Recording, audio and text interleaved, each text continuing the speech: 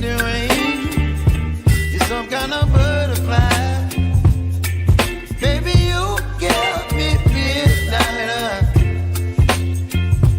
You whip up my appetite.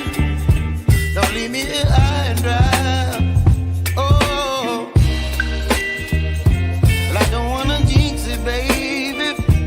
Can't twist myself at the spine. Don't wanna overthink it, baby. It's just twist your body and mine. Baby, you give me ice and fire. You're giving me wind and rain. You're some kind of butterfly.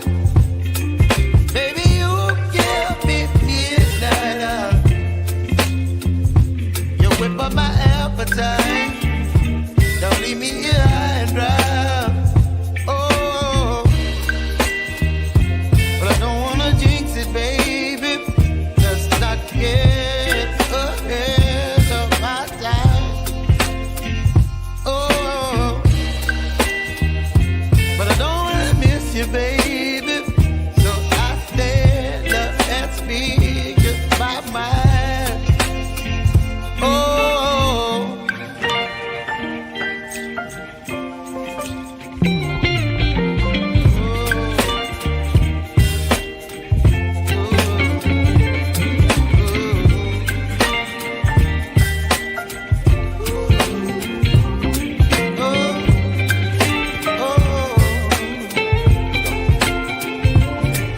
Baby, you give me ice and fire.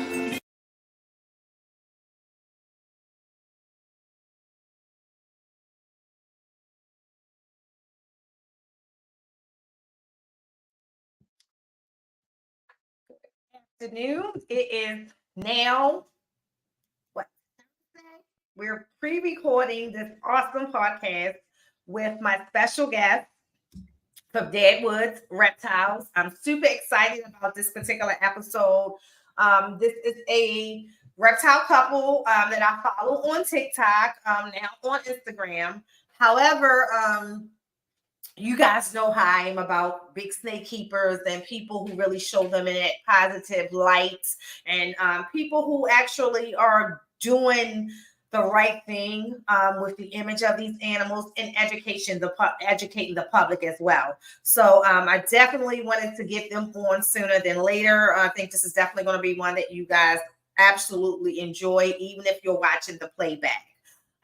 Again, we're recording. This is pre-recorded, but you know, as always, I'm in the chat Saturdays at 1 p.m. and hopefully my guests will be able to be in the chat as well if you have any additional questions, because I'm telling you, the dynamic of what they having going on is absolutely phenomenal on so many levels, and we're going to talk about that live on the show as we record today. I just want to remind everybody that on November 11th, I'm sorry, 2023. I don't know why the 13th is in my head. We will be vending again at the Gettysburg Reptile Expo, which is a phenomenal expo. I absolutely love vending there. It's one of the expos that I think is ran really, really well, even though there is a lot of ball python breeders there. You will see a variety of what people keep. You have some amazing reticulated python breeders coming into town as well. I will be there with my smaller collection of reticulated pythons. But if you're looking for like cows and platinums and things like that, definitely check out In Your Face Exotics when you come there as well. They have some adult breeding animals that they are looking to move, and I'm telling you, if you're looking in the market to get some already proven breeders, you definitely want to check them out, because I don't have those. Y'all know that I got babies. So but they got some amazing proven breeders, and I do know that they have produced some cows as well. So for those of you who are looking, you might be able to catch a deal. Reminder, tonight it would be Saturday at 10:10 p.m. Eastern Standard Time, as it is. Yeah. And no, 10:10 p.m. Central. man, go to Wiz Constrictors page. Make sure you're subbed to the channel. And make sure you check out Sophisticated Ignorance Saturday night. Definitely a good forum and chat for you guys who are looking to get more into the reticulated python or ball python. I'm sorry, the ball python and the reticulated python, but Wiz, breeds ball pythons, and he's very educated on ball pythons. But the entire community attracts a whole lot of awesome breeders. And if you're looking to learn genetics and just get a great sense of community, definitely check that out. So to no further delay, got to make sure I shout out Redline Shipping. Want to miss Robin and the crew at Tinley this year, but it's for a good reason. It's for family event. So looking forward to seeing you guys again. Hopefully I'll see you guys in January on our travels. But make sure that you use the code Redline Robin60 for 60% off the FedEx retail rate, good for 2 shipments. All right, so to no further ado, we're going to bring on our guest. And here we go. You got from day to day really, really fast. How are you guys doing? We're doing good. All right. Can you hear me okay still? Yeah. Okay, perfect. So who wants to introduce Deadwoods Reptiles? Go ahead. So we are a reptile business based out of Kentucky. We love educating people. We are breeding. We have ball pythons, Burmese pythons, green tree boas, green tree python, or Amazon tree boa, green tree pythons, reticulated pythons, boas, all kinds of stuff. So we're just doing the most. Literally. And that's one of the things, guys, that attracted me to their channel. It's dynamic. I think that it's a positive atmosphere. So I follow them first on TikTok. What attracted me to is 2 things that I kind of already talked to you guys about was the reticulated pythons, not just the reticulated pythons, but the large snakes that you keep, period. Your ability to educate and create a social media fondness for these animals, which means that you have people who otherwise would not stop and see a 12-foot, 14-foot snake. But I am going to tell you, if I saw Kate, I would stop. Kate is, she's fashionable. She's cute. If I'm a young person, I'm going to stop. And then you come in and you're doing it together. I think the goal for TikTok is just that, bringing more people in the community. What is your goal for your TikTok platform overall? I think we just want to kind of show the temperament of these snakes, and that they're not these evil things that everybody likes to say they are, and just kind of educate people and just show off what we love to do, and do it in our way and how we do it. So. And are you originally from Kentucky? Yes. Yeah. Okay. Yeah. We were both born in Cincinnati, Ohio, but we grew up on the other side of the river in Kentucky. Got you.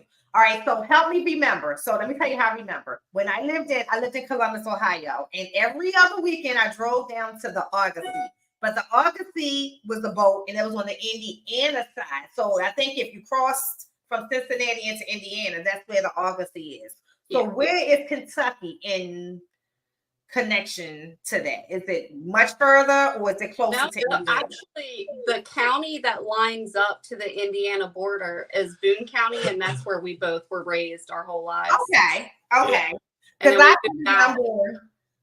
We moved to the country about 2.5 hours southeast of northern Kentucky, and we bought 40 acres of land, and we just decided we wanted to have our family out here, kind of old school ways. The world's a crazy place now. So let's talk about that as much as we can, not to get into your financial business, but all right, 40 acres of land, y'all. Just so for the people know, so my dream is the alligator.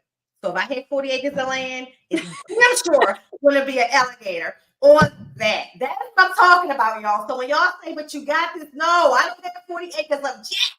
I don't have 3 acres, but 40 definitely want to have an alligator on it.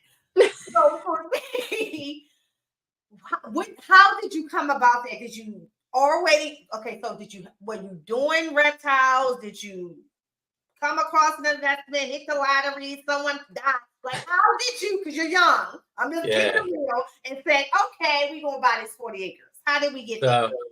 So I'm a Marine Corps veteran, and so I used a GI Bill, and we found some land. Eastern Kentucky was really, or not GI Bill, sorry, a VA loan. In Eastern Kentucky was a really good prices on land. So, it involved moving pretty far away from where our family is, but yeah, exactly. Dear family, if they offer 40 acres anywhere and I can afford it, please. Yeah. I'm going to tell you the funniest story. Me and my girlfriend. So first of all, shout out to anybody who has done the military, survived the military, and continue to serve the country. If you're retired from it, thank God. Like, we don't hail enough to you guys. I need to tell this story because it's one of the funniest stories. When you mentioned the GI Bill, me and my girlfriend, we were going to the Marines. And we was ready. Our recruiter was coming. It was into high school. It was like this last recruiting section. We were going to have to go, I believe it was Paris Island, South Carolina. Yeah. And then it was from Paris Island, and then we was going to have to do, so I think it was like 8 weeks in Paris Island, but then we had to go somewhere in Georgia. I can't remember the city. We was going to have to go in Georgia. But they talked about when we got to Georgia, we was going to be in the woods and we were going to be learning these survival techniques. And they talked about a bug called jiggers. Do you know what a jigger is? Oh yeah. Okay. All right. So I never heard of a jigger in my life. So they talked about the bug called jiggers. My mom was already mentally set up to endure some basic training, right? I get that. I can shoot guns. You can give me all of that. I'm for all of that part. I really climb walls and run 5 miles. Jigger what? And so I looked at my girlfriend and instantly we changed our mind, like last minute, because we only wanted to go into the military for the GI Bill. We wanted our education paid for. And we knew we was going to do basic training. But what we didn't know that if it really was a war, that we might have to go. like this thing really happened, you are really military. So we backed out real fast. We don't want to go. We was only doing this for the GI Bill. And my mother and them just looked. We laughed so hard, but it's one of our funniest stories. So every like Veterans Day, Memorial Day, or anything like that, we'll like make the joke, almost veterans, almost service member. But we quit like before it even started. And it wasn't anything, y'all, but the jiggers. Like, so they was explaining that it was almost, I don't know if it was Paris Island or I think it was Georgia, that it was inevitable. They was telling women how we would have to survive even on our menses and things like that. So you have to think and train like you are really at war, and we wasn't, our minds didn't go that far. We just wanted the money. We wanted the loans. We wanted the loans to buy houses and buy land. We were going to work now. We were going to put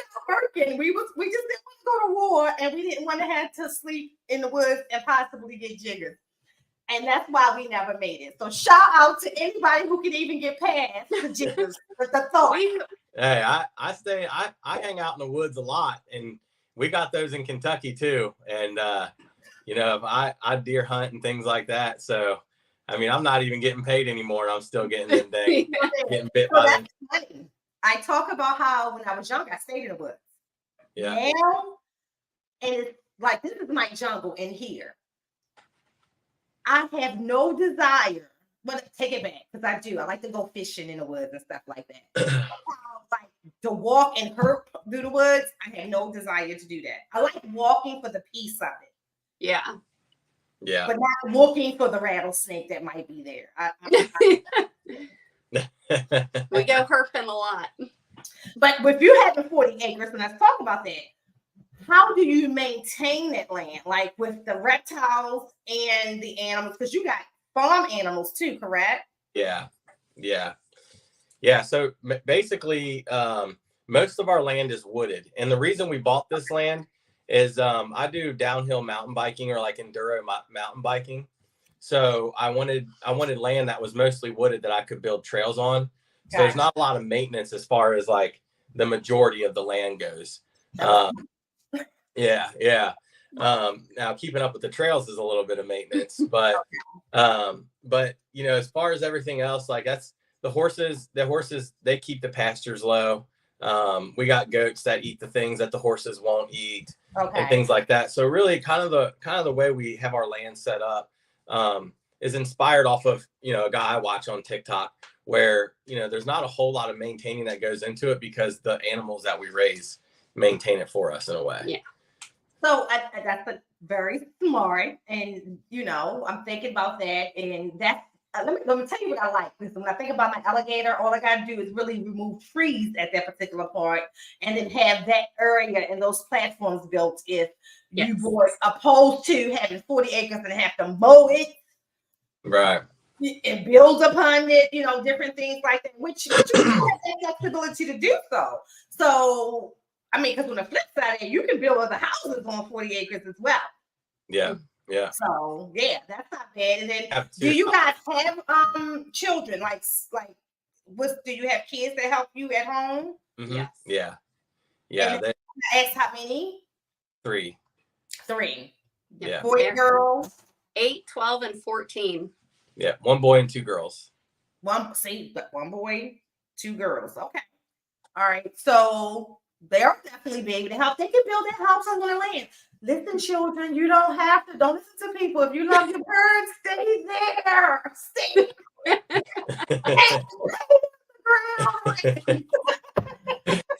We have another house on our property that's like down by the road. We're way up off the road. You can't even see our house from the street. But we also have an employee that lives there for free just to help with anything else that we need. So I did pick that up that you guys have an employee. So let's talk about the dynamics of how many animals on the inside, like how many reptiles? 71 snakes, 6 crested geckos, 2 beardies, and a tokay gecko.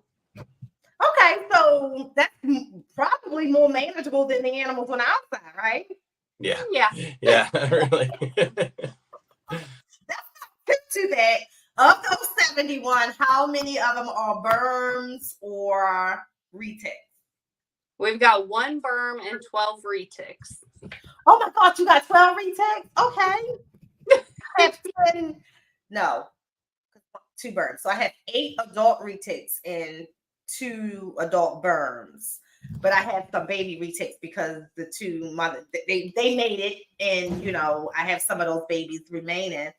But they made it themselves. I never paired them. It was like he knew he was hot, she knew she was hot. I always let my retics mingle, like they're not, I don't keep them separate. And so one day he literally slid in her enclosure and they were locked within a minute. Oh gosh. Oh wow.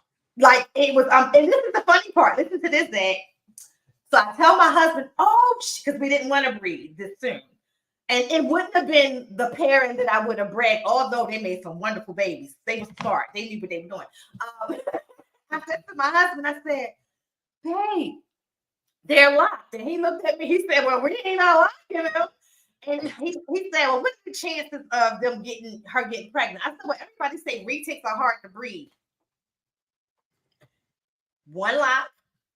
30 days later, she blew up. I messaged Jim Jolly, who is the person I got most of my retics from. I'm like, "Jim, is she pregnant?" He said, "For sure." For sure. Surprise. He said, "No doubt." He said, "You should be expecting eggs in the next 30 days." And she literally, it was on day 32, laid the eggs. And I'm like, oh my goodness. So retics are not that hard to breed. Don't listen to them. I guess if they know it's time to breed, it's not that hard. Your pod, I have a pod. Your pod you spend a lot of time with.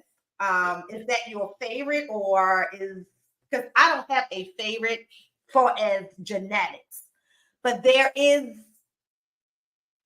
Hefe is like he's my brother. He's like we're bonded. Like I have some who are like my children. Hefe's my brother. So we hang out a lot together. Which is your favorite to hang out with? Probably Stone, the one you're talking about. Okay. He's probably my favorite to hang out with for sure. I would say probably my favorite snake that I own is our pied tiger. And the reason we don't get them out as often is because they're still quarantine snakes. Okay.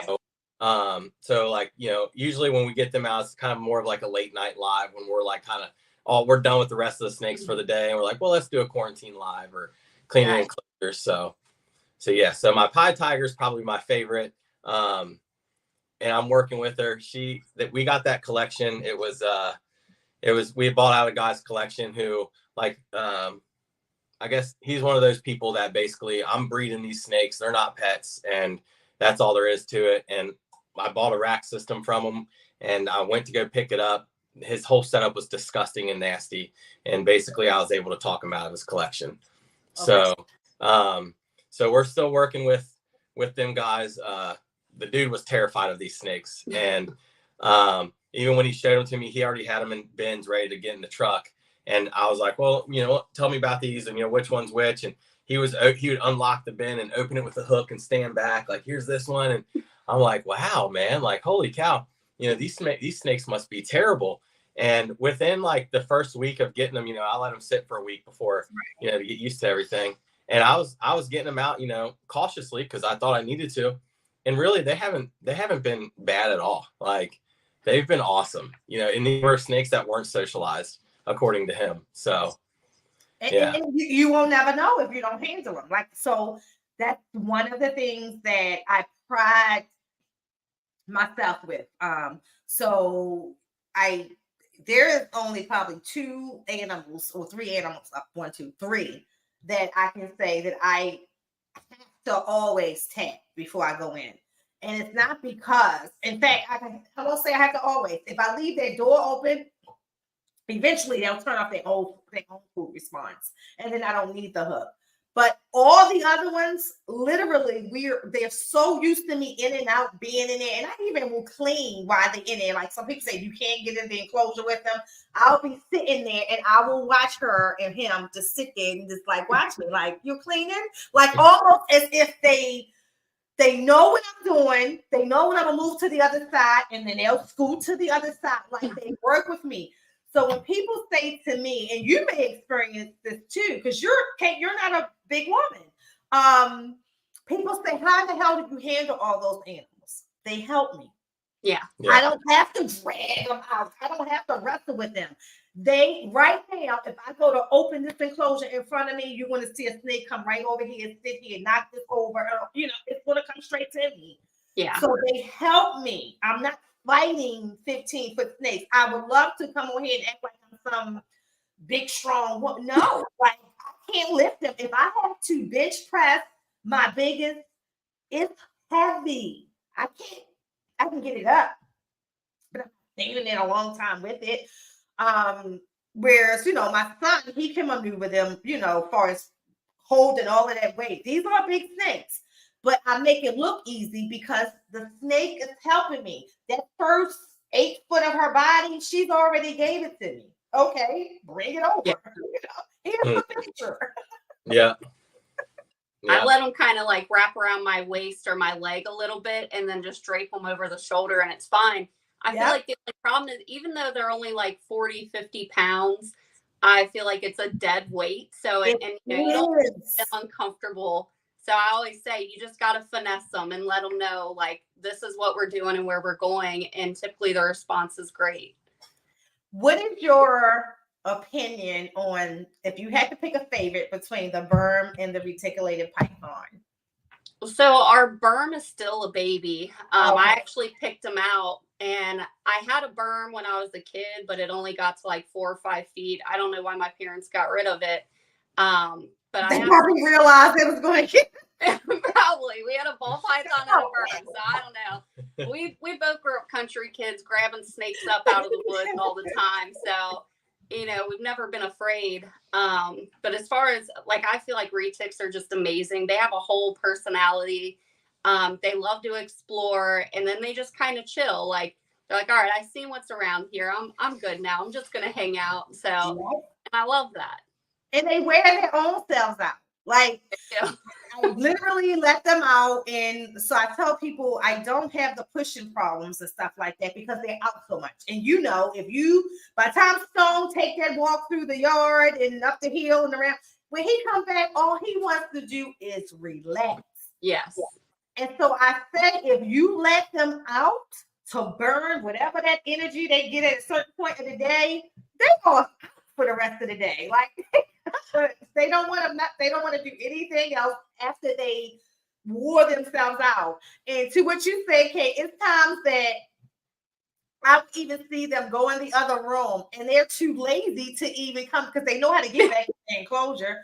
They'll just ball up in the corner and just sit there and go to sleep. Will stay in that same spot for hours. Yeah.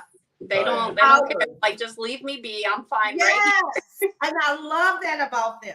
I love that about them. Now, you said Amazon tree boas too? We have one Amazon tree boa that we're working with. It's still a teeny tiny baby. Okay. Yeah. And then have you bred any retics or worms yet? Well, no, Not yet. Yeah, not yet. Okay. We plan to. We just haven't really got I want to do more research on morphs and things like that, and be more knowledgeable about all of that before I decide. Because with ball pythons, you know, if they're they're kind of easy to sell and things like that. With retics, you know, I don't want to sell. I don't have a bunch of retics that I'm just selling to people who don't realize how big they're going to get one day or whatever, you know. Yeah, so, or people who want to just throw them, like you said, in an enclosure, not handle them and things like that. Yeah. And that's even for me, like that's the part where, and she didn't have a huge clutch, and thank God she didn't. She only had 22. All those eggs hatched though, and she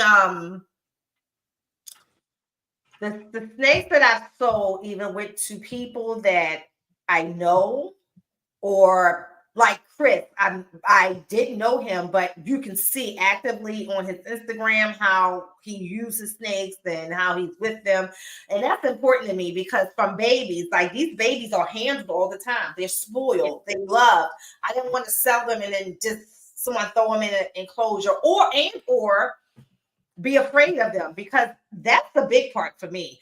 A lot of times people are, because they go off a lot of what they hear, they are afraid of the snake because they think the snake is being one way and the snake is just being curious. Mm-hmm. There is the food response, and then there's also just, oh, what's happening response. You know, it's two different ones. I can tell the difference. Like that food one, when they go straight up, okay, that's the food response. But sometimes it's just like, I heard you open my door. What's up?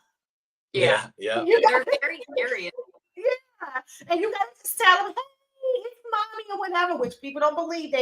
My snakes know my voice, and when I do that, they'll put their head down, either advance towards me to come out, or they'll just, you know, like, hey, you know, do what you gotta do. I'm not coming out today, or whatever the case may be. Mm-hmm. But it's what you said. So many people fear them. It's hard to tell me, warn you, because you love your animals, there is not, compared to all, because there's still this whole group of people who are breeding them massively, right? Oh yeah. And they don't care as much as you care about where those babies go, or I care where those babies go. No, we're picky. Exactly. You know, and then there are, you know, a lot of what I call the vets who are even changing up how they breed. You know, they're breeding whole very selectively, less clutches. Now, a lot of people are moving away from the mainland breeding. I will never be a super dwarf or dwarf girl. I only want a mainland. I have one dwarf, and I swear she's more complicated than any of my maintenance. I'm like, girl, what's wrong with you? Like, I only have one. But what I love about the big snakes is the big snake mentality, you know, their confidence, their intelligence that you talked about. The fact that you can walk through the woods and know that only a bear could possibly come and challenge this snake. Everything else sounds good. Yeah, yeah. You know? And I'm sure Zach is ready for the bear. I'm going to try to be friends with him. Okay? We are trained. He doesn't be jiggers and everything else. We got the bear. So let's talk a little bit about your Discord. Like, how did the Discord come from? You started TikTok and then you created the Discord, or was it Discord and then TikTok? No, so we did the Discord to where if anybody's on our lives and, you know, they're wanting to ask questions or they need advice or help or education with their animals, they have a place to go even if we're not live. Sometimes our lives are booming and those comments are flying. You can't even see it, I know. It drives me crazy. Like I just hate anybody to feel like they're being ignored. So I'm like trying to keep track, and I'm like, you know what, we need something. So we do way better than I do, because like you catch them. I just be like, well, if I don't have Dre on the other side doing the moderation stuff, I tell people in advance, I'm sorry, y'all, especially if you got the snake, because you know a lot of times I'm trying to keep the snake from knocking the camera down and everything else. So, but you do amazing with Thank that. you. So your people in your Discord, are they mainly, do you think they're other breeders or people who typically don't know anything about the snakes and just want to learn more? There's a little bit of everybody on our Discord. We have a good time. We have other breeders on there. Actually, Southay's on there. Okay. So there's like other breeders and people that's knowledgeable that if we're not available right then, because we're constantly doing something all day, every day, they answer questions. Like we love the whole supportive community with everybody else kind of chiming in to help each other. Yes. So like there is people that don't know anything about snakes, but they want to learn. Right. There's a few that were terrified of snakes until they started watching us, and we've grown this huge thing that I just think's amazing at this point, and it's baffling, honestly.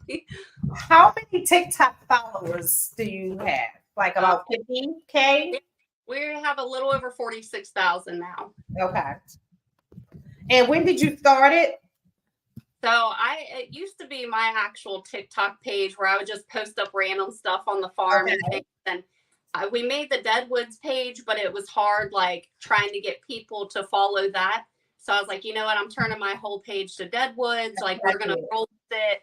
I wasn't even really posting anything on there anymore anyway. So I was like, well, we'll just use this and grow. So it's been about 4 months now or something, 3 months. Like 2 months. Yeah.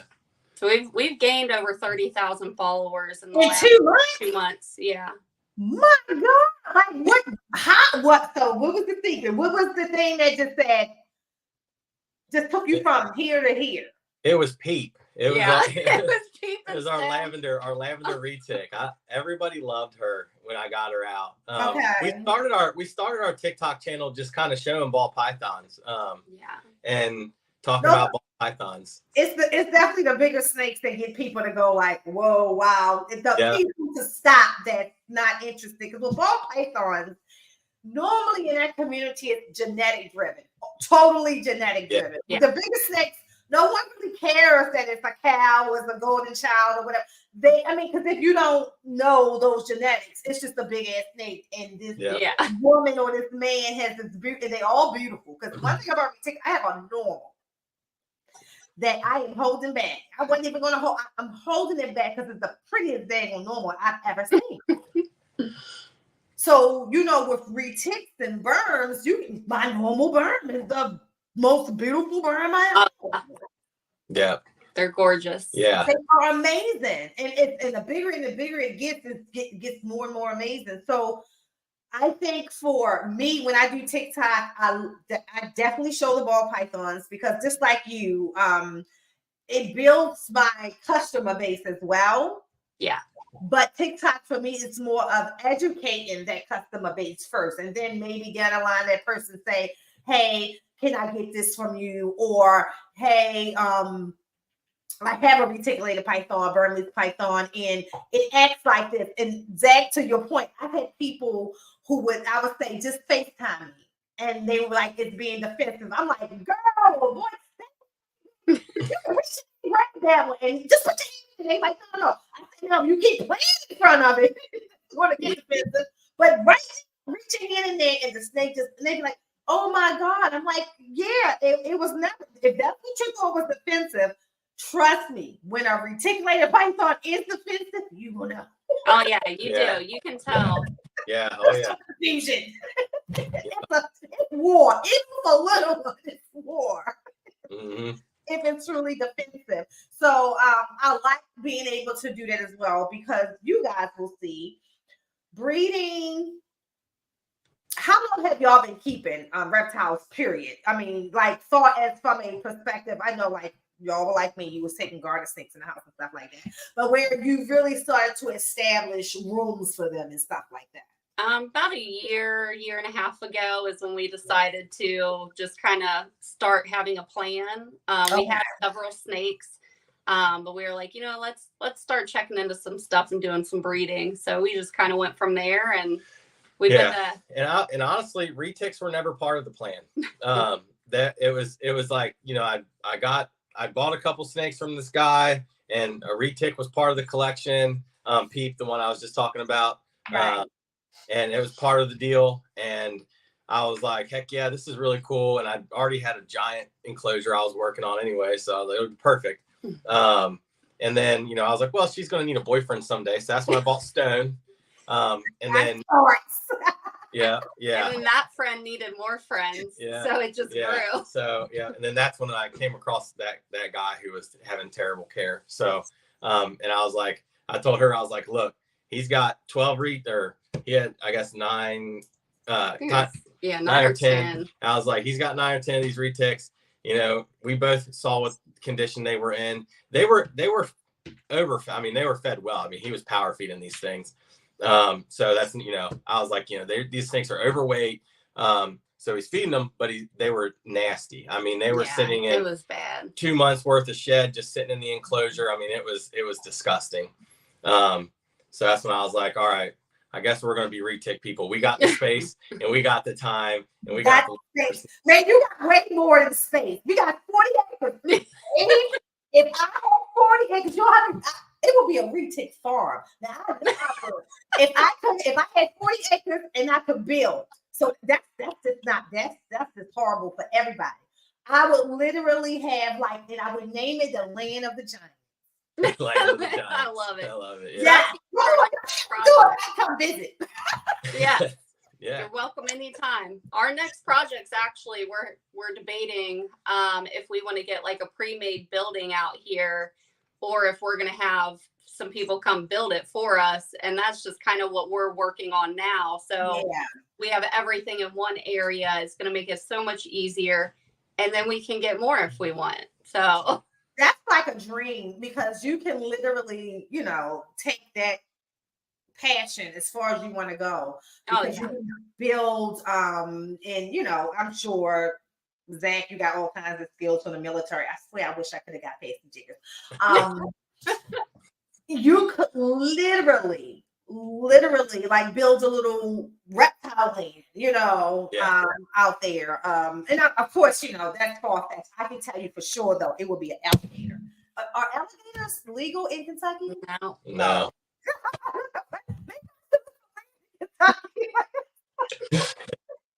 Yeah, we've looked into it, but man, that would be ideal, because Kentucky still gives you the different seasons, opposed to like Texas. So my theory was to go to Texas to be able to get my alligator. And then they started making their restrictions in different counties and stuff like that. And I'm going to live somewhere hot. It has to be near water. It's like I can't be hot in far away from the water too.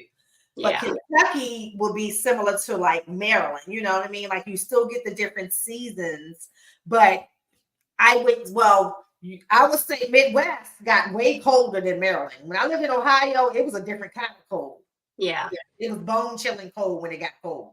Yeah, we have winter pretty much like when it gets really cold and really nasty is typically from like December to February or March. So like our summers are hot, full of humidity, pretty miserable. But yeah, we'd have to have an indoor thing for a gator if we were to eventually get one, if it was allowed. Or you could do like outdoor land with an indoor, like, you know, facility attached, you know. They gotta make it legal because they're not legal here in Maryland. If they were legal here in Maryland, I probably couldn't find 40 acres in Maryland, but I could find enough land to build for an alligator. That is my ultimate dream of all the things that I keep. The water monitor was the closest I could get to it.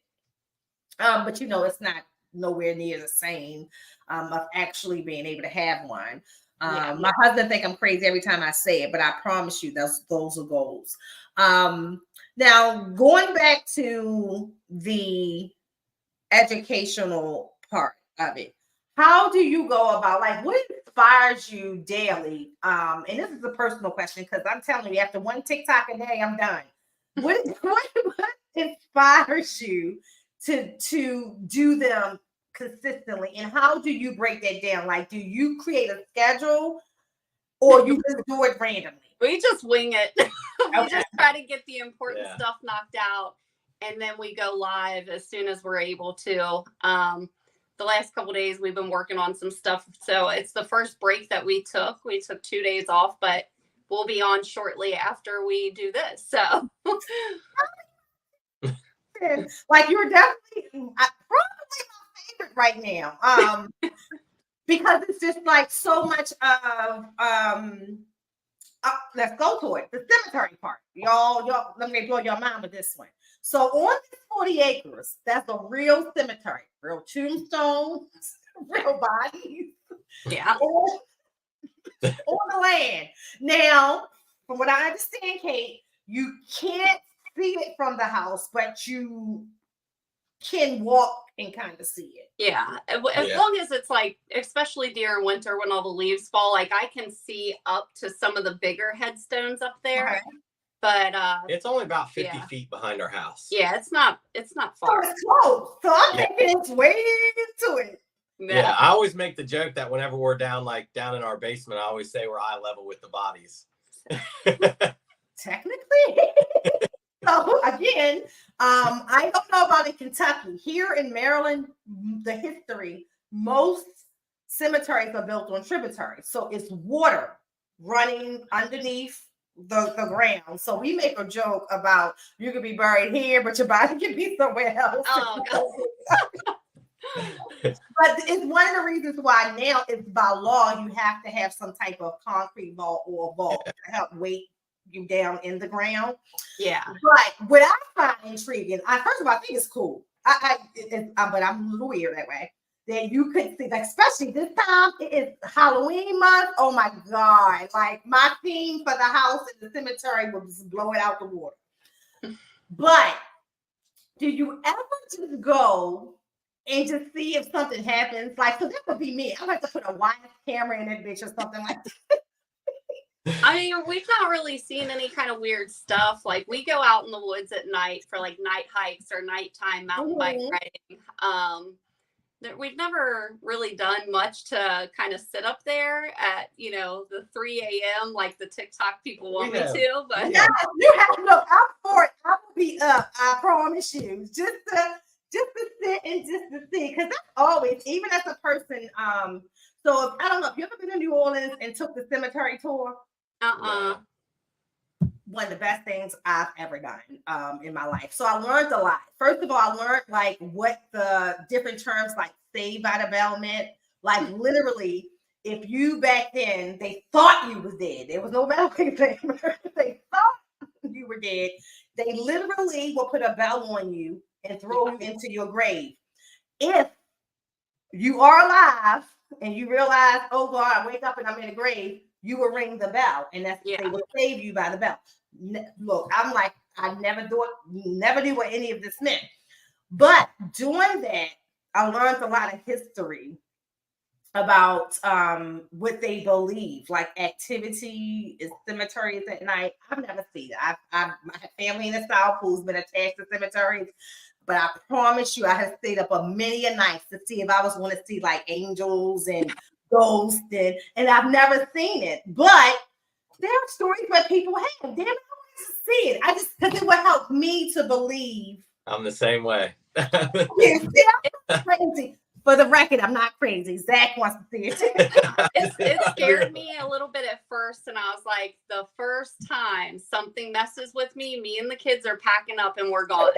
And so, like, I want to wake the bad spirits. I want to wake the good spirits. I want to see if I see like an angel, like floating over a child or something like that. Because I'm telling you, for me, it would change everything I feel about dying.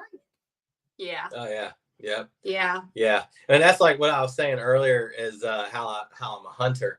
And, you know, when I'm deer hunting, I get out in the woods 2 hours before the sun comes up, and I have to walk directly past that cemetery to get to where I go. So I'm like, I'm all by myself usually. So I'm like walking sideways past that cemetery, just waiting for something. But I never seen anything yet. Too funny. Yeah, that is absolutely amazing. How long did y'all live in the house, or did you know before you bought the house that it was there? We didn't know before we bought the house. We actually came down for the inspector to do his thing.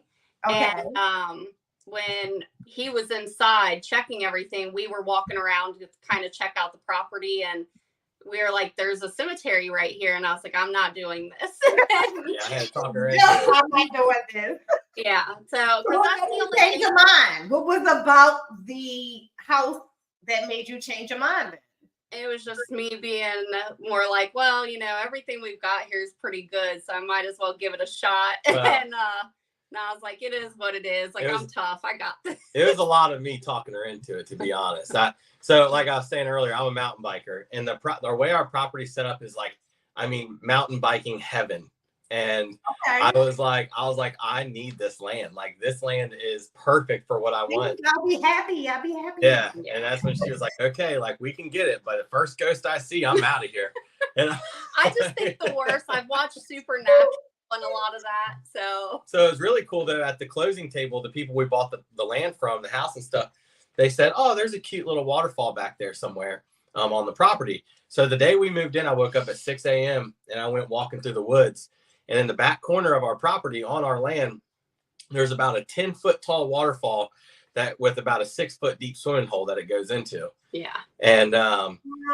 I called her up and I was like, you got to get out of bed. You got to come see this. She's like, it's 6 o'clock in the morning. I was like, no, I was like, you have to come see this. And it was, I mean, it was gold with this. Like, yeah. literally, like, did you just stumble across this land, or Yeah, like found it on Zillow. And so, but when you looked on Zillow, when you focused on get out. Yeah, that's in the back corner of our land. See, let me tell you something. Forget the cemetery. That's I know, right? that, okay? Look, if I got to walk through this cemetery every single day to get to that, that's Yeah. Yeah. like all of the Blue Lagoon. Yeah, I know. Yeah. So that runs down the side of our property, and there's a couple smaller waterfalls, and like we go through the creek all the time, and we're always out in the woods. So we just love it. We love being out there. It's beautiful. It's just complete peace. So it's worth it. I think that is absolutely. Y'all gonna have me looking for land and houses in Kentucky. So, because we really are going to move eventually, and if I move, it has to be in a place where. Even in this house, I always say to my husband, it's a lot of house for us. But, you know, I would rather have way more land and less bedrooms type of thing. Yes. And, you know, of course, you need the space for the animals, you know, but when you got 40 acres, that's for nothing. You just knock down some trees and build some more space. But I think when it comes to keeping these animals, like even that, the retakes in the berm, shit, you can have an anaconda and take it down there. Like, seriously, Like, you could give the animal everything that it really truly desires in what we can provide it as close to the wild as it possibly can. How deep is the water? That's about 6 foot deep. The only thing, That's not too bad. That's not too bad. So the Yeah. retic can't just go off. well, the only thing about it, so that's down in the holler, or like in the valley, Okay. So even on the hottest day of the summer, and it's basically kind of in a cave. So basically on the hottest day of the summer, it's like maybe 63 degrees down there all summer long. It stays cool. So yeah, it's a little too cold, I feel like. For the snake. Yeah. Well, even our kids, we go down, let's go swimming in the waterfall, and our kids are all excited. But by the time we get down there, like, it's too cold. I'm not swimming in here. I'm like, we just hiked all the way down here. Really? I don't know. Like, I definitely would love that. Or even, like I said, if you just go down there and just listen to it. Oh, yeah. A piece of just listening to a waterfall right there on your own land is an absolute blessing. For sure. What animals that you think, of course, you said the ball python is your first breeding project that you thought of because that's what the first ones you got into. Is that the same plan? Do you think you'll breed the ball pythons first or an emerald retriever? We actually have a couple ball pythons that are gravid right now. Yeah, and we just had a sambo that just had a litter. Okay. Little baby sambos. That's one animal I know nothing about. Sambo. Like They're goofy. So, like, what is the husbandry for a sand boa? Because I know, like, what I can tell you is I have been on enough Facebook forums to know that people don't like sand boas that have just sand. So I don't know. Yeah, I know, right? Yeah. Well, it just gets all in their mouth, and it's nasty for them. Yeah. So y'all get on this person. I damn sure the boy sand because he was sand. Yeah. They're fairly easy. I mean, they require like no humidity other than just whatever your house's humidity is, really, like 50% or so. And then we keep them in aspen. Aspen's the best because it'll hold. They're burrowers, so it'll hold their tunnels really well for them and things like that. And I'll tell you, these little snakes, they're kind of like the word like people say is like derpy. They're derpy little snakes. But they have a crazy food response. I mean, these things are probably the fastest strikers I've ever seen. Wow, like I'm feeling boa. when it comes to food, I'm like, holy cow. But other than that, like they'll just stay on. We keep them at 90 degrees. They'll stay underground with just the tip of their head sticking out, like they're a little crocodile or something. And basically, they'll just sit there and wait for food to come by, and they'll come out at it and grab it. So you got the same. Now, which animal do you think is the hardest to keep? Hmm. I know. I mean, I'm not including the space and the food that you need for the bigger snakes. I'm talking about as far as just keeping it alive. Yeah. I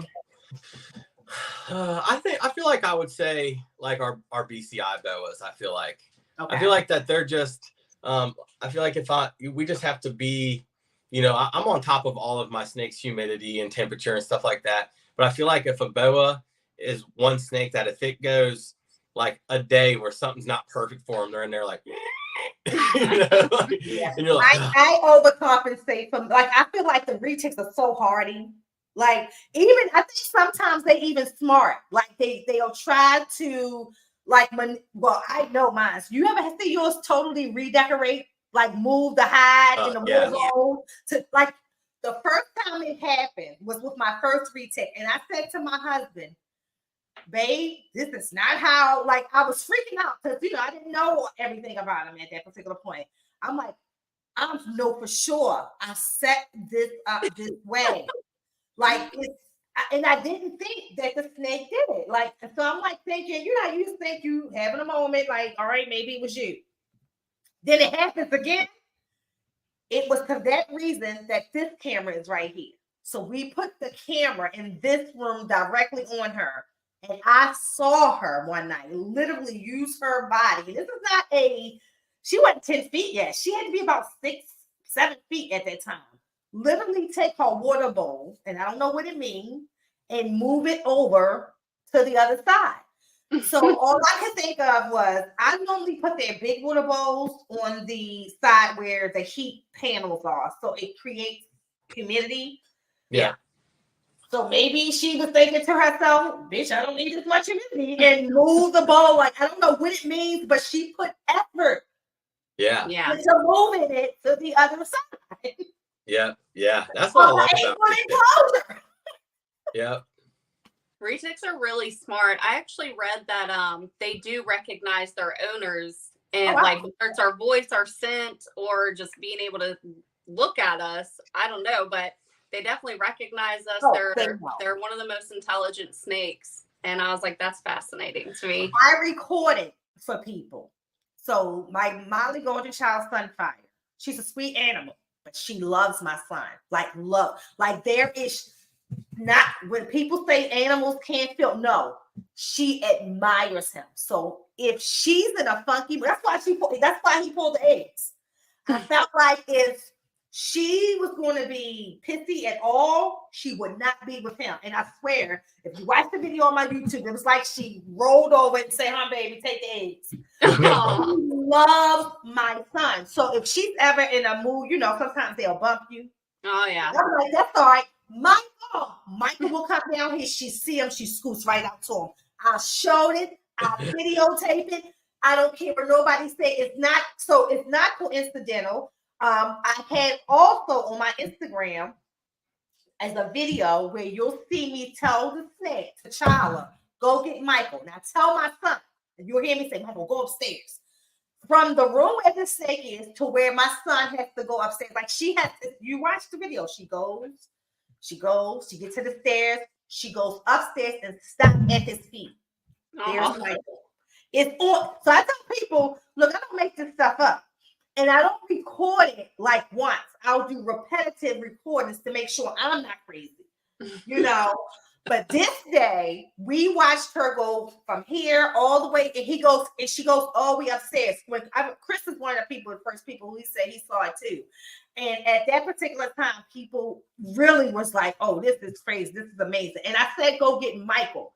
Now, I don't know if she understood Michael. But what I do understand is that she knew that he was somewhere in the vicinity and she was able to find him through scent. Yeah. Oh, yeah. Period.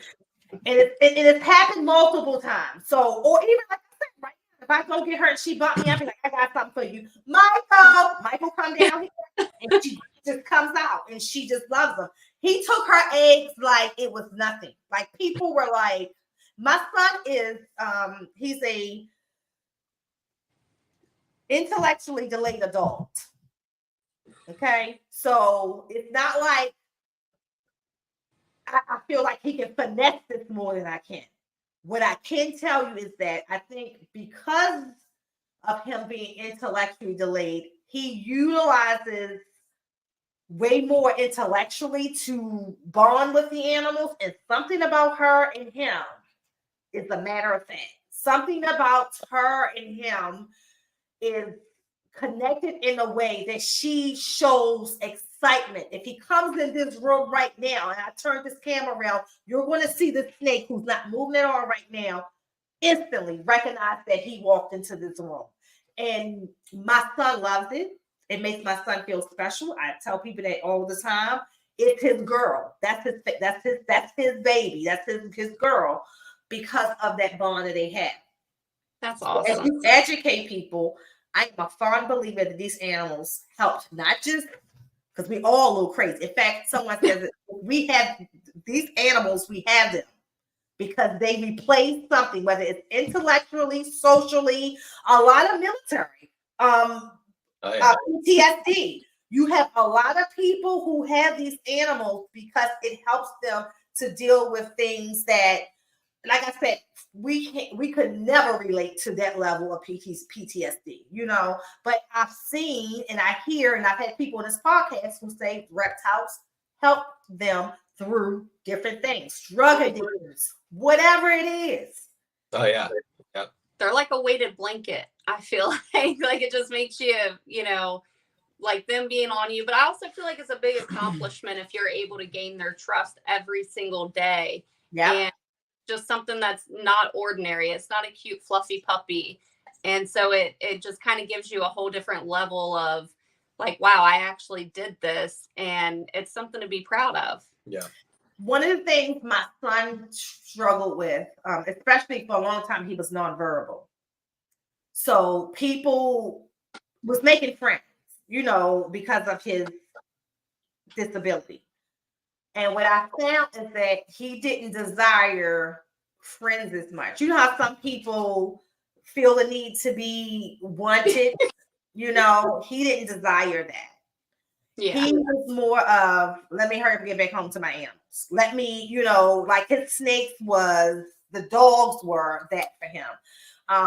He didn't feel like, okay, people don't embrace me in this area, because I feel like the animals made him feel whole. I feel like even when, as a younger mom, I wasn't always able to be there. I was a single mom for a long time.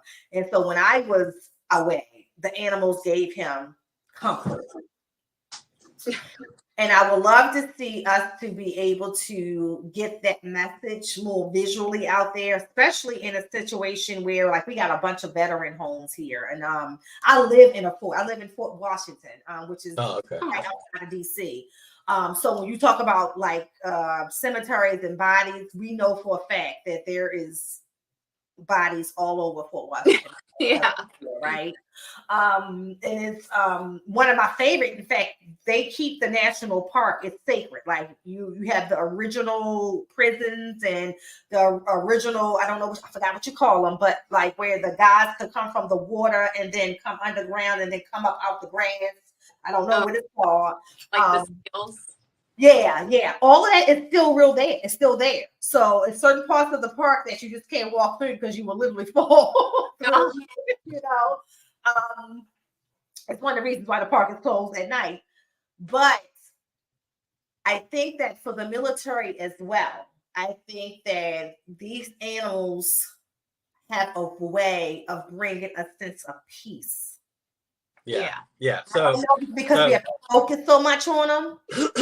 Yeah, I agree with that 100%. So I have 100% VA rating for PTSD. I went to Afghanistan in 2009, and it was a pretty rough experience. Sure. And I'll say, not only does just working with these snakes and kind of like she said, winning their trust over, give me something to keep my mind on, but also it's just something about it that, like, it gives me a purpose, I guess I could say. It gives me a purpose that, I'm caring for something, I'm protecting something. And ultimately, as a Marine, but even more so as an infantry Marine, like, I want to feel like I'm protecting something. I know I'm protecting my wife and my kids, and that's great. But also just these animals that, like, I know without me, my wife and kids will be fine, but I know without me, these animals will not be fine. Another that said to me, it gives, when they talking about PTSD, it gives me a reason to live. Right. Yeah. So like how, and not saying that, I'm just using this as an example. And you pretty much said it. If something happens to me, the first thing my husband would even think of is, oh my God, her animals. My kids want to be straight. He knows that, you know what I'm saying? But for him, it would be, he knows me as a deceased woman. That's the only thing about like losing my mind about that, and making sure he don't be married for a year. But that's the only thing that I probably would be losing my mind about is, oh my God, because he's not the one who can keep all of these. But he knows certain animals he can never get rid of. He knows that. But he's not the one who's going to be able to care for him the way that I do, because that's not his passion. And what we do is a passion. That's why we don't get tired. Right. That's why you make the time, whether you're riding the bikes or whether you're doing your TikToks or whatever, you make time for those animals off the camera, because what people don't realize is how much time that you're putting in off the camera to make those animals the way that they are on camera, for sure. Yep. Yeah. The fact that you can walk through the woods with your reticulated python, there's a whole bunch of stuff he hears that we don't see in those days. There's rabbits, there's moles, that's everything that he's non-reactive to based on how you guys have established life for him. Yeah. That is remarkable, to keep an animal from its natural instinct of just, trying to snatch all the birds it hears in the trees to be comfortable enough to hear moles and rabbits to not be so defensive because the both of you are there. People don't realize that. That's a lot of work that you have to put into that. So, all right, so let me go because we are over an hour. I told you we would be, and I definitely want y'all to maybe do something so I can watch. But it's just like you guys are just phenomenal. First of all, and even you're more phenomenal, Zach, now knowing that you are military. I'll get passionate about a lot of things, breast cancer and vets. And I'll give you an example. I put it out here on my channels and every single time, specifically living in a fort where we know that there's a lot of former vets and their families still here. People and fireworks. Now, I'm not knocking it, but you are in a fort. We have a park you can go to further away from where people are trapped in their houses because they already know that today that dog is going to drive them crazy. And you want to do this on July 3rd, July 4th, and July 5th. I'm calling the police on the 3rd. I'm calling the police on the 5th because there's no reason that if the government only does it from 9 to 10:30, that you should be able to do it longer than that. And I'm sure the government have restrictions for the noise factor. Oh, yeah. They don't. My Asian water monitor being here losing his mind. So I'm thinking of the person who does have PTSD. One of my ball python friends, Pat from Dragon Soul, when I went off about this, he was like, Nicole's absolutely right. Like, I just don't think as citizens of the United States, and I'm all for celebrating, y'all, don't get me wrong, I'm all for it.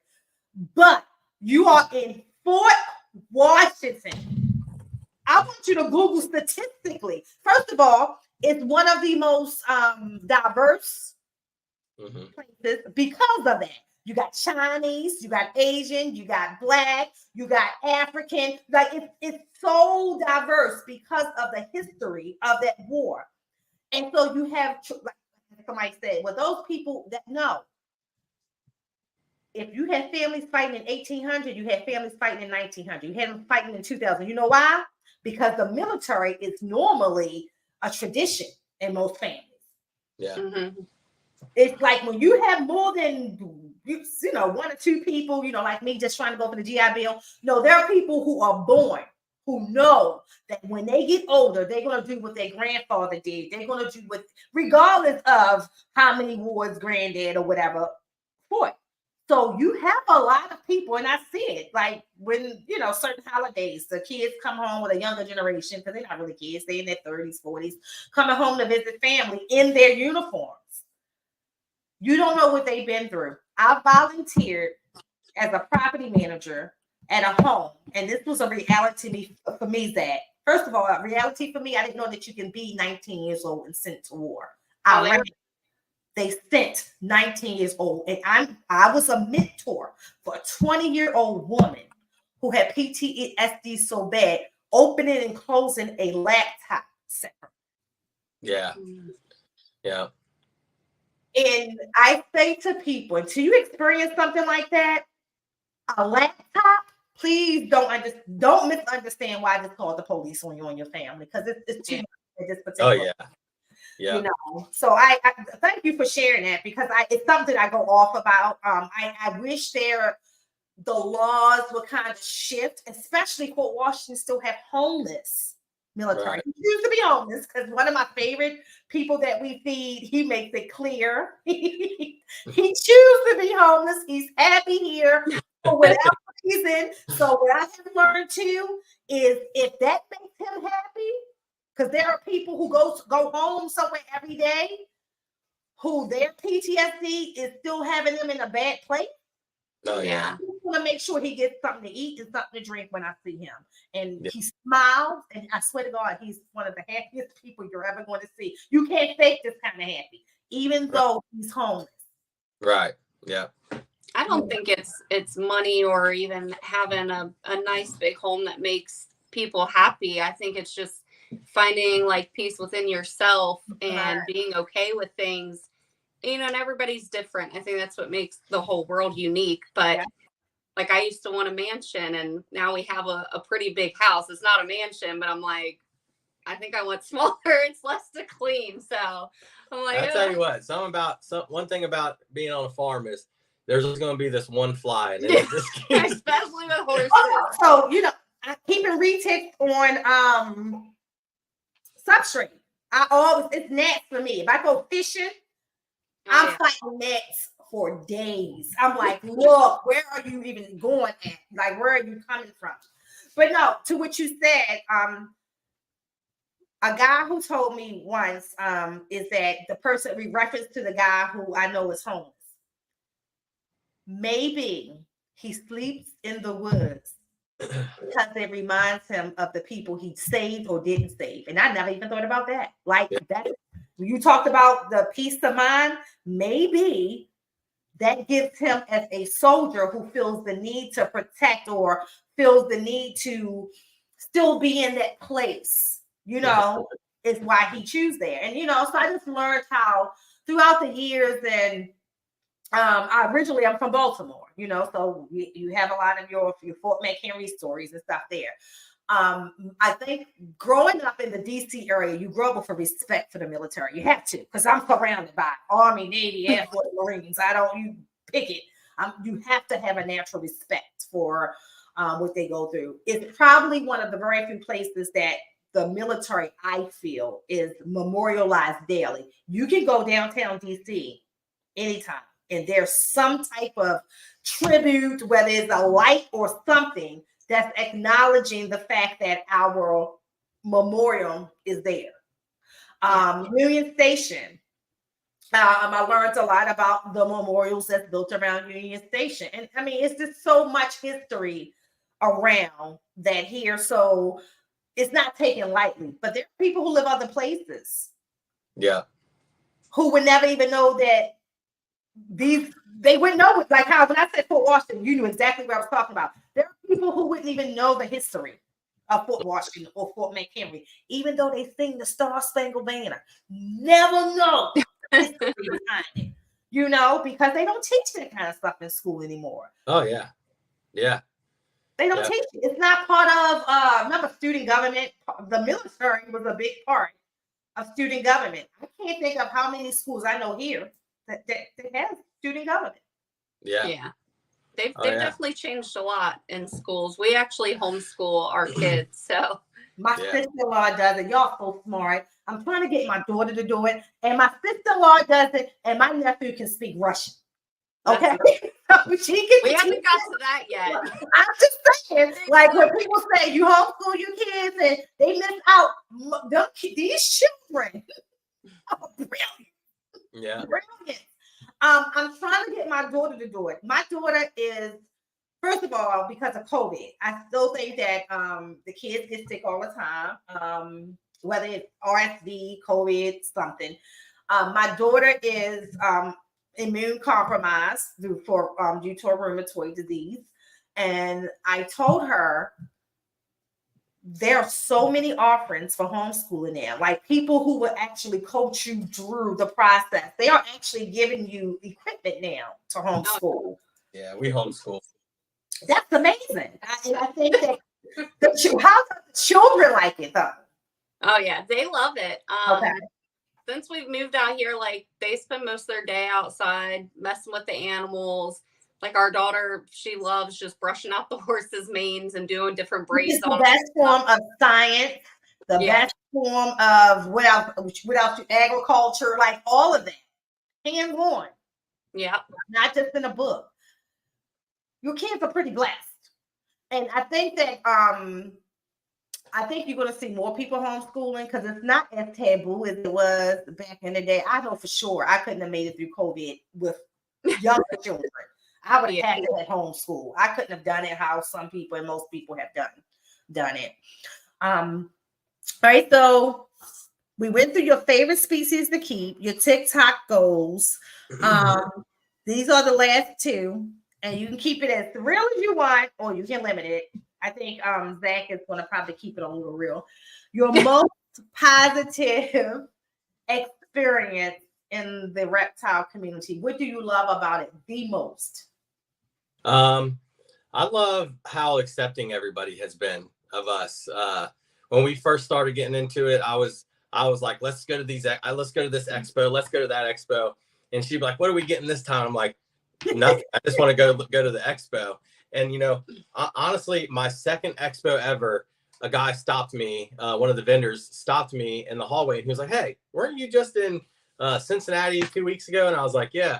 He's like, oh, that's cool. We talked for a minute. We exchanged phone numbers. And then another expo, like now it's gotten to the point to where I know like almost every single vendor at all the expos we go to.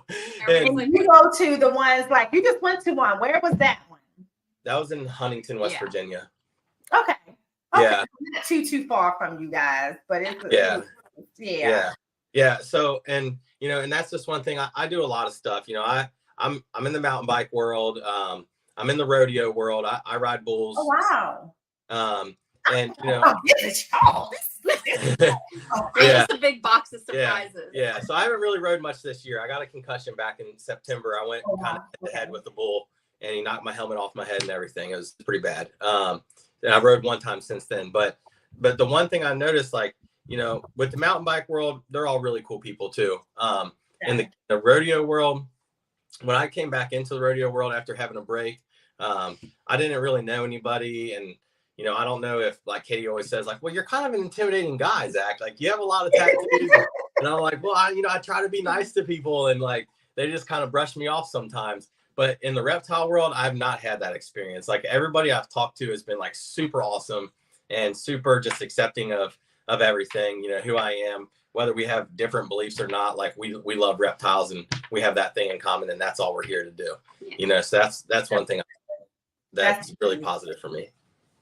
What would be one thing that you've noticed that we could improve on as a community?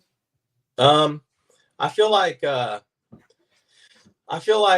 lot of the knowledge and husbandry and stuff like that, there's a lot of it that can be textbook, but I feel like a lot of it is opinion and experience based.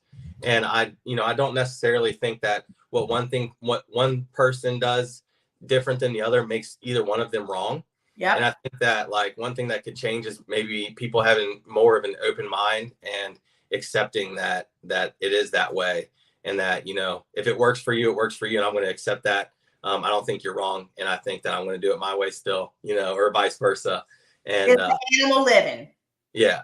That's what I say. Like, I tell people all the time when they ask, like, even in here, not one reticulated python, if I show you now, one enclosure is the same. The enclosure is built based on their personalities. Right. So why is a smaller one in one that enclosure that's way bigger? Because that one utilizes all of that space when it's in it. The other one don't give a damn about it. Give me a corner. So it's in the one with less height. Why is one in a shorter one? Because that's what y'all climb, but this one climbs every chance it gets. So I wanted to have the ability to do it. Imagine me being 10 different keepers of these animals, trying to convince myself why each one of these animals are kept different. And that's what happens when you start to get into the way you do it, the way you do it, the way you do it. It's you in your house, Zach, with all of your different animals and your different enclosures, and you figured out that with this one, this is best. For that one, that is best. I have one retake I refuse to put on paper. I have others put paper on one side, it will poop on paper, poop and pee on that side, and never poop in this substrate. That one, it get messed up every single time because it makes my life easier. There's others who's going to drag the paper if you just give them this plain paper. They like to decorate all around the enclosure. You know what I mean? So I can't just give you paper. You're getting substrate, you know? So it's based on those things. I agree with that one. And the one other thing that I personally think that we need to improve on, especially with bigger snakes, keeping them, it's our responsibility to show people, number one, which you guys are doing an amazing job at. Like, you could zag for your own ego, pick up Stone, because Stone is the pie. Because, you know, I was told my pie was going to be the meanest one. My pie is one of the meanest Same ones. with us. My pie, like, people be like, there's no way yet. My pie is, I don't even have to, I can wake it up and it's good. You know what I mean? He's the most non-reactive dude ever. But we have a responsibility to show people that it has nothing to do with whether it's a pod, it's a golden child, it's a lavender tiger, whatever it is. It's all about what you said in the beginning. The interactions that animal gets, how that animal is treated, all of that ends up to be what it is. I also think we have a responsibility not let these damn animals get loose. That is the one thing. Yeah. Like, for me, that is impossible. You walk with your snake. How can you forget Stone? Right. You just went back in the bag, took out and forgot Stone is there. And the other part of it is, I think it's rare. I don't think it happens as people try to say it is, for people actually releasing their animals, especially on a retake. Because I feel like a retake is like a cat. It's going to come back to where it came from. I don't think, unless you put it away from your house in the woods where it can't smell anything, that you're going to just sit it outside and it's going to just go away for good and never come back. That's not my thought. Unless you don't treat it good, I don't think it's going to do it. But I do worry that as much education we try to put out there, as much security we give these animals, you still have that part of the community that's irresponsible. Not a reflection on us, because you would never let Stone get out of your sight. I would never let my babies get out of our sight. I don't know how you can do that. I think that is the biggest form of neglect. Even a child could crawl back. Like, you know, I just feel like it is the worst form of neglect to put an animal who's not a wild animal, number one. So I hate when people say that. It's a wild animal. It'll survive. Hell no, it won't. You put our animals in Indonesia, it's not surviving. Yeah. It's not. Like, our animals don't even have some of the instincts that a wild animal should have anymore. You know, it will have to learn. And who's going to teach it in the wild? The other snakes. You know, the other snakes might be looking at them like, what's wrong with them? Might think it's the survival of the fittest. Kill that. That's not even worth, you know, it's not like us. So I think that if we're not going to see, we're going to see a positive change, we have to keep doing the educational stuff like you guys are doing.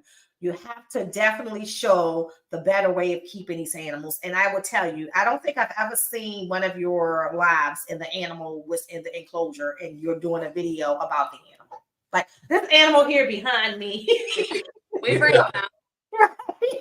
You know, like, now, don't get me wrong. I'll do somewhere, I'll show how I'll go in and things like that. My point is that the best way to educate the animals, or I mean the people, is to show you handling those animals hands-on.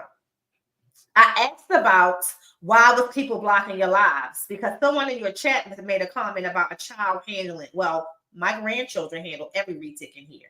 Now, you don't see them alone with a 15-footer, but you don't see them alone with my Rottweiler. It's nothing to do with the snake. It's just a safety precaution. They're smaller kids. Yeah. But those baby retics, you know who clean them? Them. Well, every time they hear, they love it. They wake up when they hear on Saturday morning. Go clean the snakes. He goes get his sister. They go down there and they taking out baby retics. One is changing the water, scooping the poop, and the other one is holding it. And then when they finish, the other one put it back in. They go to the next drawer. So I've shown stuff like that. I'm like, why would somebody block that? Because that's educational. Right. Yeah. And I think that's one thing. Like, you know, we get on people asking us all the time, like, don't they attack you and don't they bite you? And I think it's important that, especially for us bigger snake keepers, but all snake keepers really, to say, like, you know, to show that I feel like almost most bites that people get from a snake is our own fault. It's something we did wrong. And that's why I was in your live one day, the first live I ever came into that Dre had sent me, where you were saying you'd been in the snake business for 36 years and you got one bite. And it was a baby retic that I hit in the face accidentally because my son was holding it. Yeah. So after it bit me, it was like pat, and then it realized, like, oh, I'm sorry. Like, and when I'm talking business, like, all right, it was just you.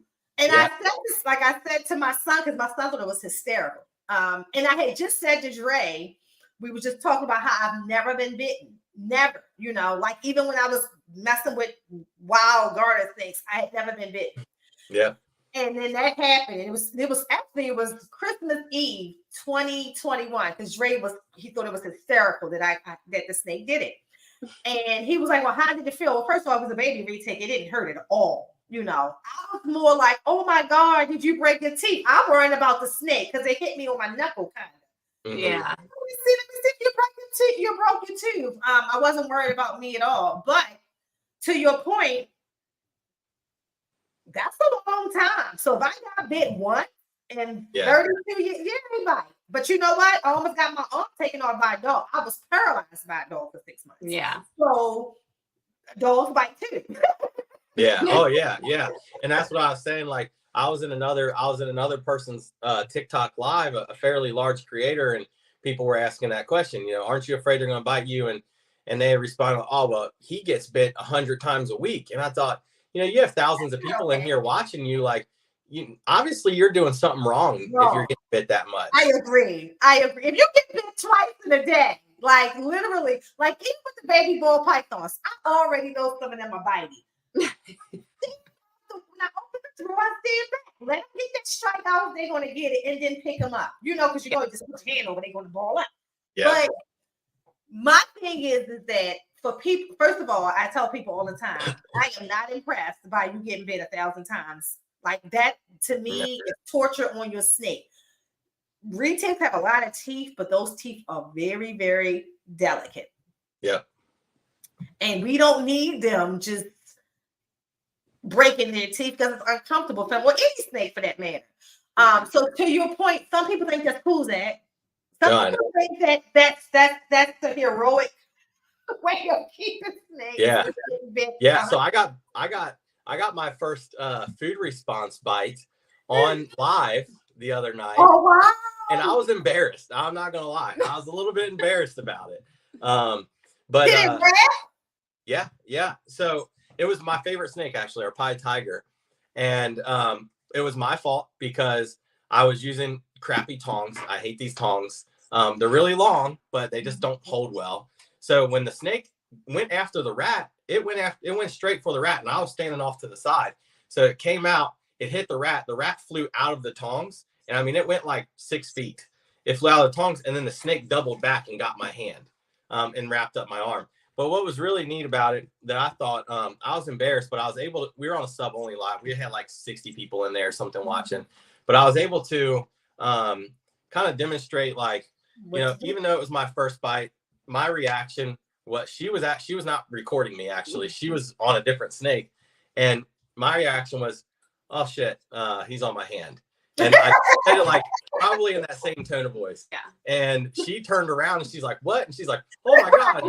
And she came running over, and all the comments were like, wow, he's so calm. He's so calm. And, you know, in that situation, like, that's the only way to be, I feel like, is calm. Yeah. But also that snake, I didn't have to pry it off my hand or use alcohol. He knew that my hand was not food. And once he realized, like, oh shit, this ain't the rat I was going for.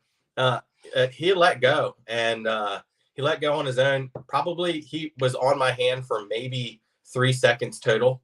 And he let go, and I put him into closure, and I picked up the rat, and he ended up taking the rat, and she ate the rat, and everything was fine. And then I explained to everybody in there that this was 100% my fault. You know, this was me. I was too lazy to go find the better tongs. I grabbed these crappy ones that I know have no like pinching force at all. And, you know, and I just didn't think about the fact that she's going to send that rat flying and come back at me. But, you know, you learned the same lesson I learned, but I learned it a different way. Now, it didn't get me. It got itself. So Oh, I'm normally, this is when I was transferring the tiger pie from the guinea pigs. Well, it was used to eating guinea pigs, but then it was going over to the rabbit. So the rabbit is bigger, it's heavier. And I was using those 52-inch tongs, standing back, but it could not hold that rabbit like it holds the guinea pig. Yeah. In that quick instant, it was too late for me to like say, you know, oh, like I saw it happen before it happened. I didn't know that it was going to get itself.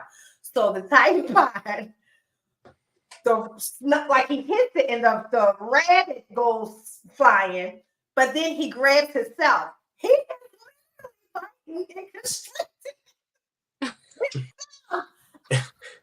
And I'm thinking, like, you're going to kill yourself. And then my husband was like, I'm sure the snake knows it's not going to kill itself. So I did. I went to go get the water, and I just poured cold water right on the side of his mouth, and he let himself go. And I'm looking at him like, it's yourself. When was you going to realize you're fighting yourself?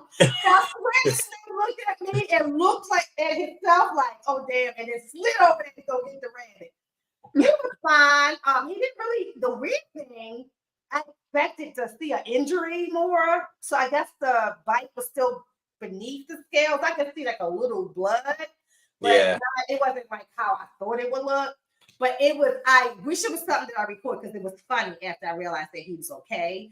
I just never understood. Like he literally started to like wrap his Yeah.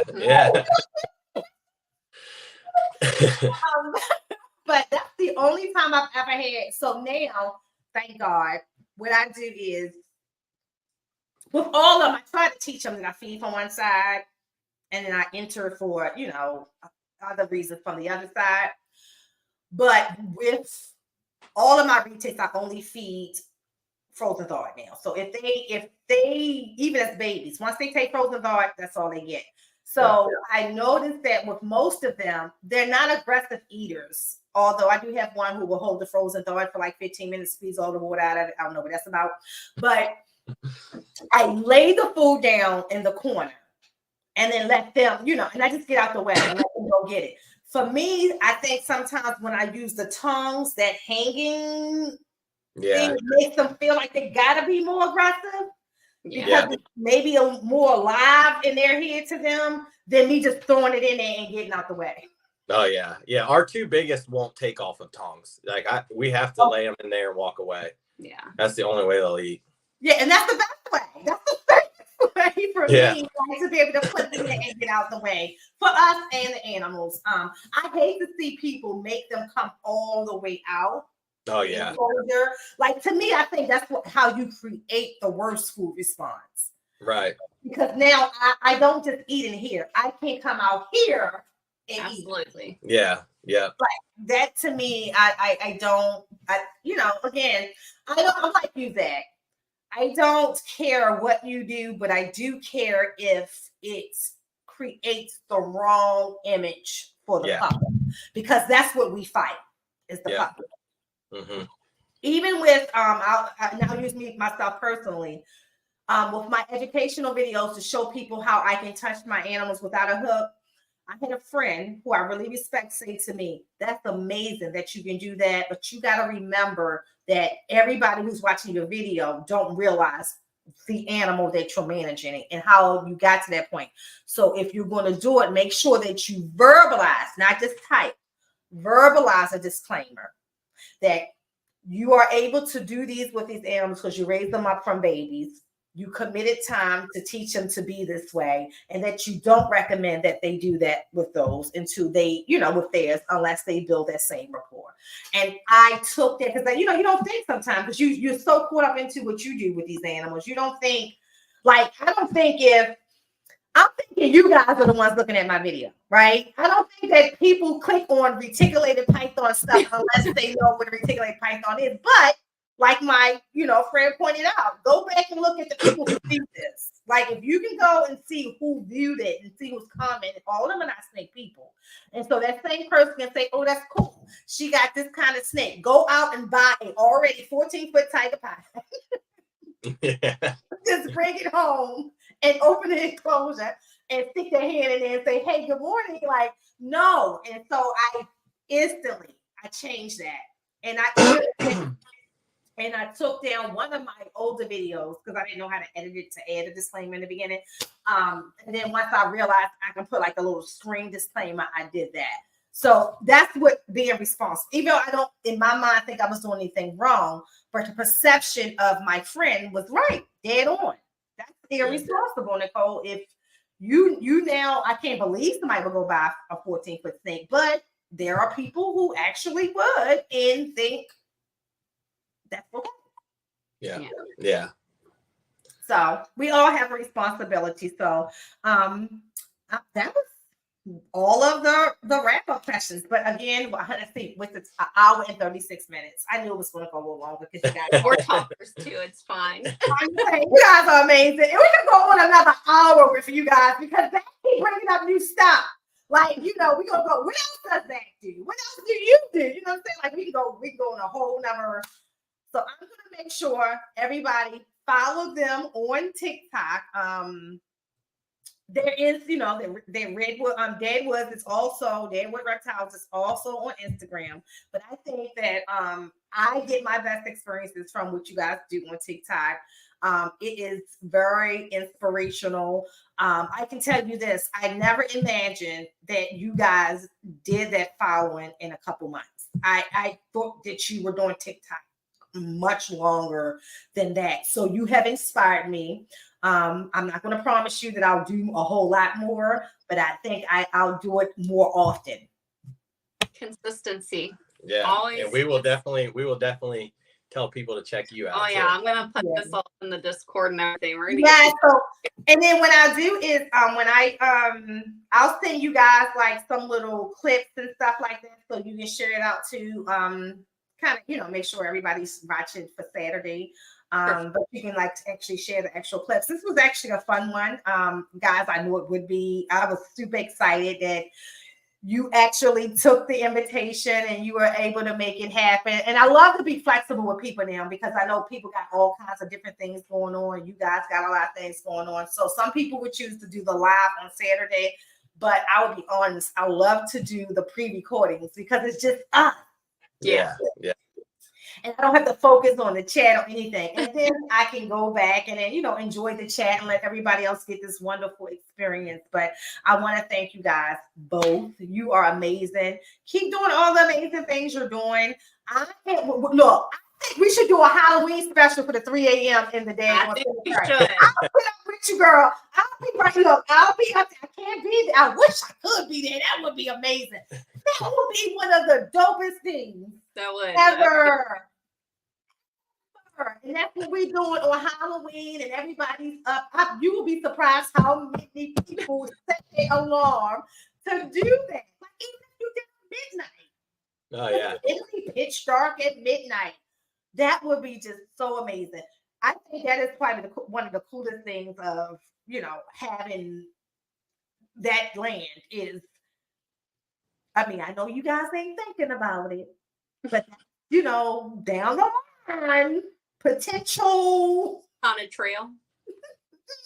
You can make all kinds of things out of that cemetery to make it more, more attractive. I mean, you might make some great of what it is. But I think that too that you are so welcome into the family because there are cemeteries here that people have let go to crap. That's on people's land, and the fact that we could see the tombstones and everything looks great. That's just amazing, and that you allow people to come and maintain it because, I mean, that would be evil, but right? I think you would see the spirits. Oh, yeah. We're making them mad. We'll be having another experience at 3 a.m. if you didn't allow the family to come. But no, I think it's pretty amazing. Keep doing what you're doing. Keep just demonstrating this your positivity, on your channel. You're welcoming. I mean, the fact that you are where you are in just a couple months, that tells you the dynamic of what you guys are doing is amazing. And you have a lot to share. I have seen some of the, you just riding through, on the bike, some of those videos as well. the snakes definitely makes me stop dancing. I can watch retics, people's retics, everybody retics. I was talking to Jake from JK Reptiles. I did a podcast with him.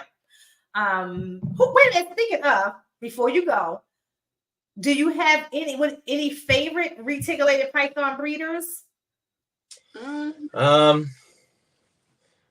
Not really off the The top. ones that you work with the most?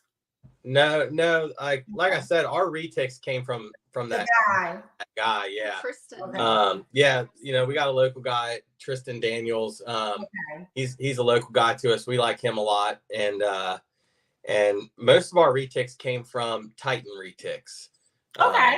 Out of Walton. Yeah, that's what he had told me. At least that's where he had got them from, Walton, Kentucky. That's actually where I'm from, is Walton, and I never even knew that guy lived there. We've only lived here for 4 years now, and so yeah. Well, when you get to the community grows, like I didn't realize how many, like a lot of my customers are in Ohio, and I'm like, I didn't realize that many people in Ohio get reticulated python. Yeah. So that's not the place that I was thinking that most of the customers would come from. And I'm talking about good keepers, you know, people who love on them. So I do like that. And then Ian is out there too. So I know a lot of people in the Ohio or the Midwest got a lot from him because he breeds really good quality animals as well. So yeah, we'd actually met a lady in West Virginia a couple expos ago, and me and her were both mad when we left there because we forgot to get her business card, forgot to get her name. We haven't seen her since, but she focuses on retics. Okay. And she was awesome. She was so awesome to talk to. And like I said, we were really upset we didn't get her name. So when we find out her name and who she is. And she was a lady by herself, or was it? Yeah, she was by herself. Yeah. I would love to know who that is. Yeah, we'll figure it out. She was really passionate about her retic. She had ball pythons too. And she was like, I will always keep ball pythons for these shows, but retics is where my heart is. Yeah. And I was like, yeah, I told her, I was like, I'd love to make cows one day. And we had probably a 45-minute conversation on just that. She was one of my favorite is the cow. My golden child cow came from Kevin McGurley. And my water monitor. And Kevin was one of my biggest inspirations growing up. Although it's weird because now I realize he's not that much older than me. But you grow up and because somebody sets this icon, you think they gotta be older. I'm like, yeah. Oh yeah. But yeah, so my golden child cow is one of my favorites in looking, but not in personality. Hefe, you'll see everybody see Hefe more than anything. My Motley Mochino, that is my baby. Like that, me and that's my little brother. I'm like, I can't even call him my son. Like if someone might relate to him as my children, that's my brother. That's my dog. I believe that if someone broke into my house, he got my back. Like, don't get the gun. Got him, mommy. That's my baby right there. So I do have a favorite in personality. But my favorite and just I like looking at it. I love looking at the cow.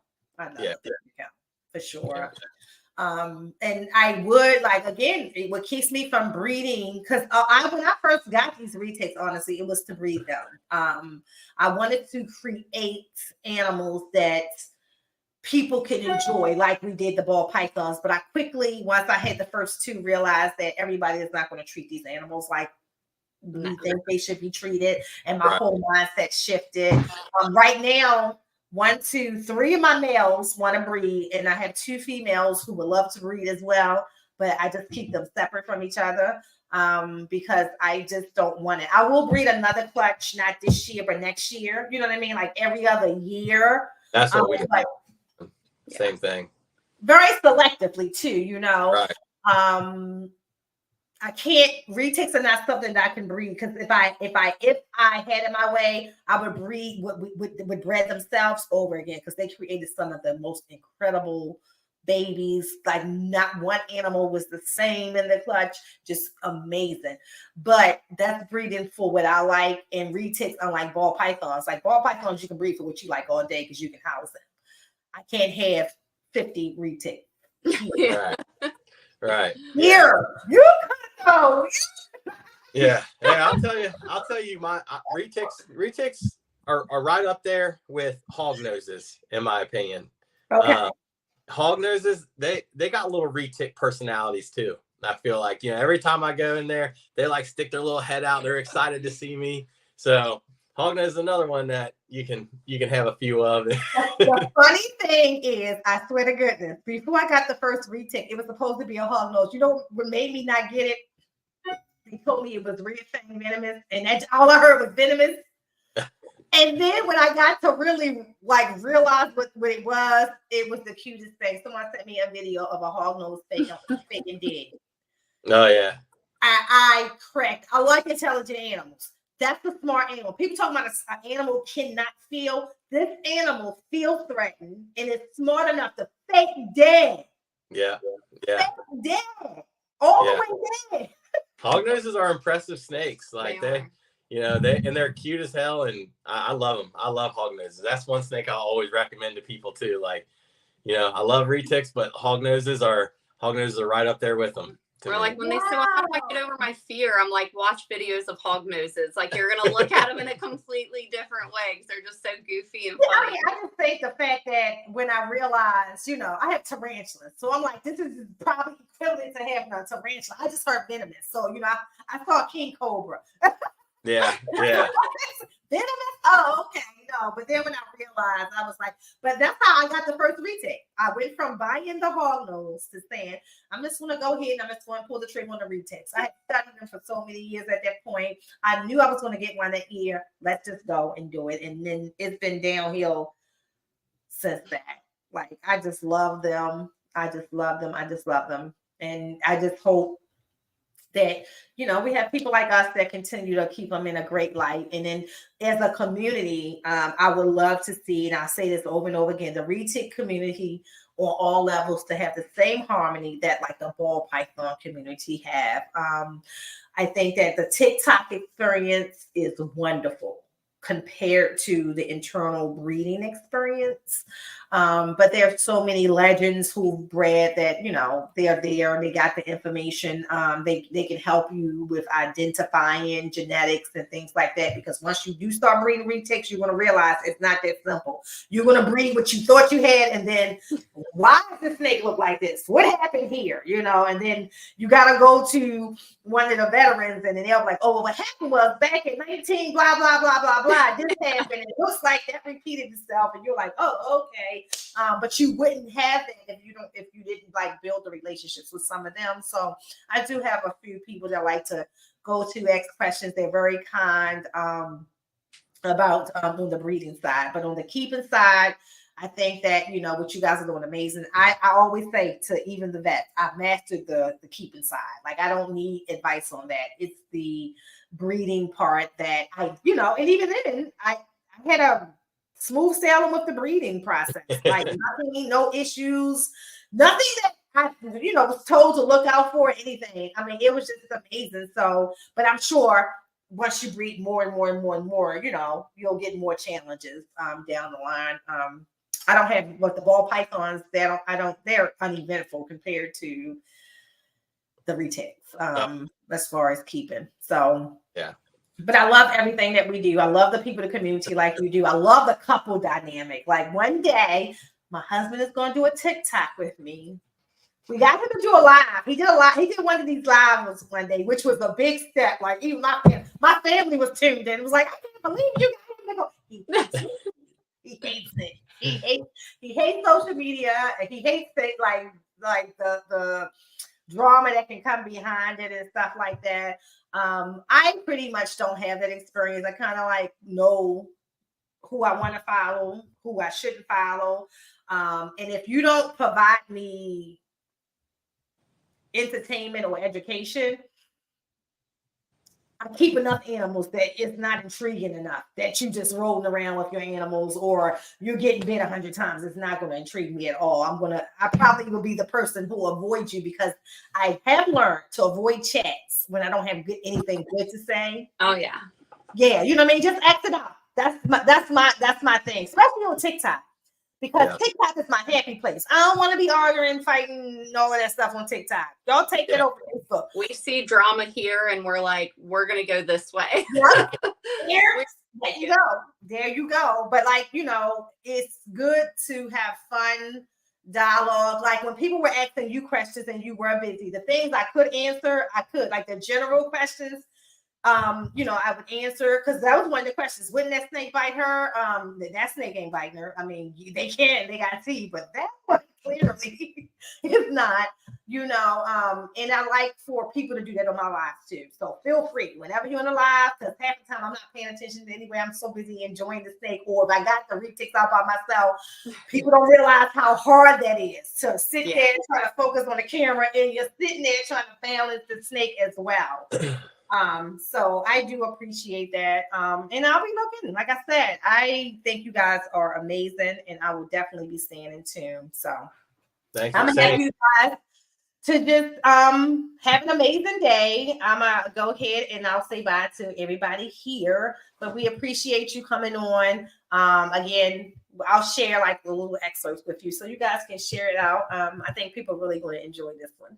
I think Cool. so too. I appreciate you. Thank you All so right, much. thank you so much, both of you. Thank you. Have a good I'll one. see you soon on TikTok. All right. Yeah. We will. I'll see you on TikTok probably. Right. It's fine. All right, see y'all later. Bye. Bye. All right, y'all. That was, like I said, I knew I was going to have too much fun with that particular one. They are amazing people doing great things for the hobby and the community, showing them big snakes in a great light. And they just have an amazing setup. And just, could you imagine 40 acres? It would be retail everywhere. And the fact that Zach is a vet, which, you know, again, we definitely will support that. But I love to see the couple dynamic, especially on TikTok. I love what they're doing. I love how they share their lives and their world with their animals. So I hope you guys enjoyed as well. Until Monday, 2 Ps in a podcast. See you soon.